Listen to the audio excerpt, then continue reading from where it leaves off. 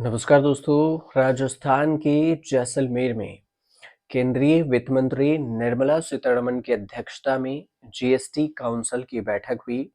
आपको इस वीडियो में बताएंगे कि इस बैठक में क्या कुछ हुआ, जीएसटी काउंसिल क्या कुछ है, क्या चीजें सस्ता हुई है और क्या महंगी हुई।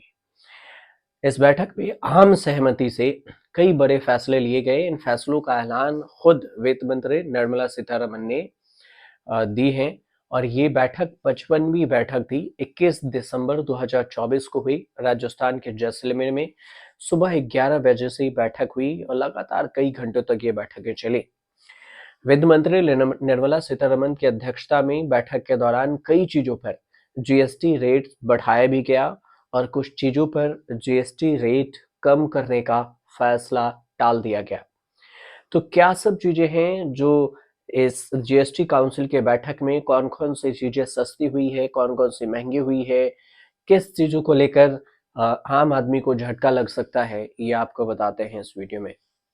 यूज्ड वाहनों के लिए जो सेकंड हैंड गाड़ियां हैं, उसमें ईवी इलेक्ट्रिक वाहनों पर भी जीएसटी, यूज्ड कारों पर भी जीएसटी बढ़ा दिया गया। 12% जीएसटी से बढ़ाकर 18% कर दिया गया है। लेकिन इसका ये सिर्फ कंपनियों पर ही असर पड़ेगा, क्योंकि बिजनेस पर्पस के लिए यूज्ड कारों को खरीदने और बेचने पर ही जीएसटी के रेट्स बढ़ाए गए हैं, जिसमें इलेक्ट्रिकल व्हीकल्स भी है। हालांकि अगर कोई आम नागरिक यूज वाहन का खरीदार बेचता है तो उस पर जीएसटी 12% ही लगेगा। मतलब अगर आप आम लोग खरीदते हैं गाड़ी, पुरानी गाड़ियां, तो जीएसटी 12%। अगर वही गाड़ी कंपनी खरीदती है तो जीएसटी 18%। हेल्थ इंश्योरेंस और लाइफ इंश्योरेंस पर भी जीएसटी को कम करने या फिर हटाने के फैसलों को टाल दिया गया।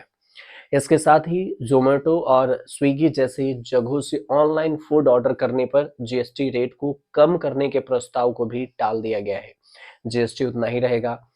पॉपकॉर्न पर 3 जीएसटी रेट्स हैं। काउंसिल ने पॉपकॉर्न पर 3 तरह के जीएसटी रेट को लगाया है, यानी कि 3 तरह के जीएसटी लगेंगे। पहले नमक मसालों के साथ मिक्स जो रेडी टू इट है पॉपकॉर्न है, उस पर 5% जीएसटी लगाने का सुझाव दिया गया है। शर्त यह है कि ये पहले से ही पैक ना हो। पहले से पैक और लेबल वाले पॉपकॉर्न पर 12% जीएसटी लगेगा, जबकि कॉर्नमेल पॉपकॉर्न पर 18% जीएसटी लगेगा। मतलब पॉपकॉर्न एक, टैक्स 3। अब सस्ता क्या हुआ, महंगा क्या हुआ, ये भी समझिए। होटल और रेस्टोरेंट पर जो टैक्स लगते थे 18%, उसको नहीं बदला गया है। इसमें 18%, 18% जीएसटी को घटाकर 5% घटा करने का प्रस्ताव था। 4500 रुपये से ज्यादा जो रूम प्रति रात होने वाले जो होटल है, जो वन नाइट का 4500 से ज्यादा का अगर है, तो ये रखा गया है कि उस पर जीएसटी लगेगी। नमक और मसालों के साथ जो mix readymade ready to eat popcorn है, उस पर 5% जीएसटी शामिल है। कुछ शर्त है। प्री पैक्ड लेवल पर पॉपकॉर्न हो तो 12% की बात कही गई है, जबकि कैरेमल पॉपकॉर्न पर 18% जीएसटी है। फीटमेट कमेटी फूड डिलीवरी ऐप पर जीएसटी पर आगे विचार करेगी, अभी तय नहीं है, सिफारिशें हैं, टाल दिया गया। ये भी कहा सीतारमण ने कि ऑनलाइन गेमिंग पर भी जीएसटी पर कोई चर्चा नहीं हुई है। पुरानी जो ईवी है, किसी व्यक्ति द्वारा किसी अन्य व्यक्ति को बेची जाने वाली गाड़ी है, उस पर 0% ही टैक्स है। ईवी और पेट्रोल डीजल की जो पूर्ण बिक्री है करने वाली कंपनी है, रजिस्टर्ड है, पुरानी कार को जो विक्रेता है, अगर उनको खरीदते हैं तो 18% जीएसटी भुगतान करना पड़ेगा। 45 जो है, फोर्टिफाइड चावल की रेट्स घटाकर 5% कर दी गई है। जीन थेरेपी की पूरी तरह से छूट दी गई है। 50% से अधिक फ्लाई ऐश वाले एसी ब्लॉगों पर 18% से ज्यादा जो घटाकर इसे 12% जीएसटी कर दिया गया है, इसमें घटाया गया है। मतलब ये सस्ता है। काउंसिल में वेस्ट बंगाल, उत्तर प्रदेश, आंध्र प्रदेश और अन्य राज्य के प्रतिनिधि भी शामिल रहे और एक मंत्री के बाद समूह बना और इसी बनाने की सहमति जताई गई, जो कि कुछ वस्तुओं और सेवाओं पर 1% से ज्यादा टैक्स लगाने की प्रक्रिया प्रणाली निर्धारित करेगी। यह राज्य उपकर टैक्स लगाएगी और प्राकृतिक आपदाओं से उबरने में इससे मदद मिलेगा इसके पैसे से। फ्लोर स्पेस इंडेक्स पर भी जीएसटी रिवर्स चार्ज और फॉरवर्ड चार्ज लगेगा। हालांकि इस पर फैसला नहीं हो सका है। वित्त मंत्री ने अभी स्पष्ट किया है कि काली मिर्च और किशमिश जैसी चीज है, जब किसी किसान द्वारा इसे लिया जाता है तो उस पर जीएसटी नहीं लगेगा। अगर आप कंपनी से खरीदते हैं, मॉल से खरीदते हैं, तो जीएसटी देना होगा। 2,000 रुपये से कम के लेन देन को संभालने वाले जो एग्रीगेटर हैं, भुगतान करने वाले, उसके लिए छूट है और यह भुगतान गेटवे फिनटेक सेवाओं पर लागू नहीं होता। लेकिन आम आदमी को झटका जो लगा है, वो सबसे बड़ा झटका ये भी है कि हेल्थ और लाइफ इंश्योरेंस का प्रीमियर इन शेयर पर भी असर पड़ेगा। लाइफ इंश्योरेंस जो खरीदते हैं उस पर जीएसटी की बात हो रही थी और इस लाइफ इंश्योरेंस प्रीमियर पर जीएसटी घटाने का प्रस्ताव रखा गया था, जिसे जीएसटी काउंसिल की बैठक में नेक्स्ट मीटिंग के लिए टाल दिया गया। मतलब अभी जो जीएसटी लग रहे हैं वो लगता ही रहेगा।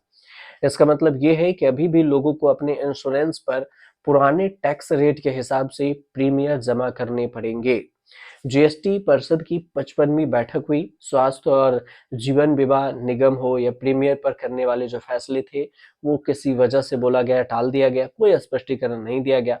काउंसिल ने मंत्रियों के समूह जो जीओएम है, वो अपनी रिपोर्ट और अधिक व्यापक बनाने के लिए इसकी जानकारी दिए हैं और बोले हैं कि इसमें पता चलता है कि जीएसटी रेट को संशोधित किया जा सकता है, जैसे हेल्थ और लाइफ इंश्योरेंस से और प्रीमियर से संबंधित होगा तो बाद में फैसला दिया जाएगा, पहले इसकी पूरी जांच आवश्यकता है।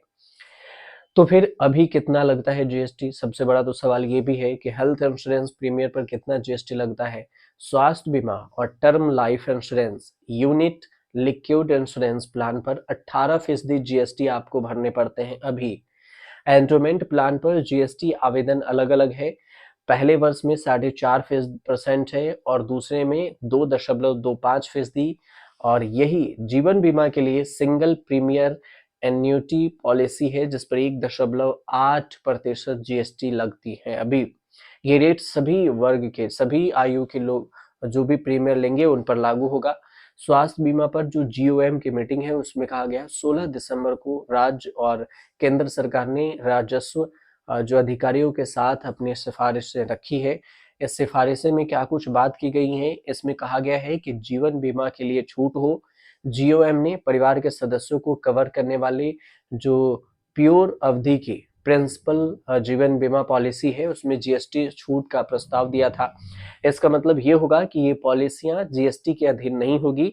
इससे पॉलिसी धारकों पर वित्तीय बोझ कम होगा।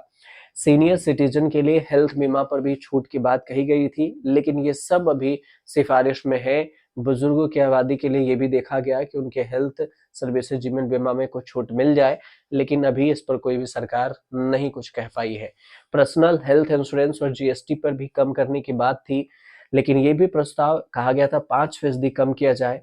लेकिन अभी आईटीसी की जो है इनपुट टैक्स क्रेडिट है, इसका विकल्प है, लेकिन उसको आसान बनाने के लिए सरकार अभी विचार कर रही है। इस पर कोई भी फैसला नहीं आया। कुछ शेयर हैं उस पर भी टैक्स लगेंगे, असरदार होगा। जीएसटी रेट में कई बदलाव नहीं करने के बाद भी हेल्थ इंश्योरेंस और लाइफ इंश्योरेंस देने वाली लिस्टेड कंपनियों के शेयर, जैसे कि पॉलिसी बाजार, गो डिजिट, नीवा, ये सारा नीवा बोपा स्टॉक है, ये भी इस पर असर होगा, इस पर भी असर पड़ेगा। हो सकता है आपसे टैक्स ज्यादा पे करने के लिए कहा जाए। अब अंत में ये समझ लीजिए कि जीएसटी परिषद क्या होता है, इसकी संरचना कैसे होती है, मतलब कैसे बनती है ये कमेटी। जीएसटी परिषद होती है कि केंद्र और राज्यों का एक संयुक्त मंच होता है और यह एक जीएसटी से संबंधित महत्वपूर्ण मुद्दों, जो गुड एंड सर्विसेज टैक्स हैं, उससे कुछ इम्पोर्टेंट जो सिफारिशें हैं, वो राज्य और केंद्र सरकार दोनों मिलकर इसमें रखते हैं और विचार करते हैं। फिर इसके अनुच्छेद अगर देखा जाए तो संशोधित संविधान के अनुच्छेद 279 ए में ये बताया गया है कि जीएसटी परिषद, जो कि केंद्र और राज्यों का एक संयुक्त मंच होगा, इसमें जो सदस्य होंगे वो केंद्रीय वित्त मंत्री होंगे। ये अध्यक्ष होती हैं केंद्रीय वित्त मंत्री, जो भी होंगे वो, अभी जैसे निर्मला सीतारमन है। उसके बाद केंद्रीय राज्य मंत्री, राजस्व और वित्त प्रभारी, ये भी सदस्य होंगे। वित्त और जो टैक्स प्रभारी हैं वो हर राज्य के जो सदस्य होंगे वो भी इसके मेंबर होंगी। तो कुल मिलाकर कुछ इस तरह से जीएसटी काउंसिल के मेंबर बनते हैं। और जो अभी 55वीं बैठक हुई उसमें क्या सस्ता क्या बढ़ा, इस हिसाब से प्रीमियर पॉलिसी पर सबसे ज़्यादा असर होगा। हमने कोशिश की है कि आपको सिंपल लैंग्वेज में आपको बताएं कि किस किस चीज़ पर जीएसटी घटा, किस किस चीज़ पर नहीं। उम्मीद करते हैं आपको जानकारी सही लगी हो। सही लगी हो तो चैनल को सब्सक्राइब कीजिएगा, शेयर कीजिएगा, कमेंट कीजिए।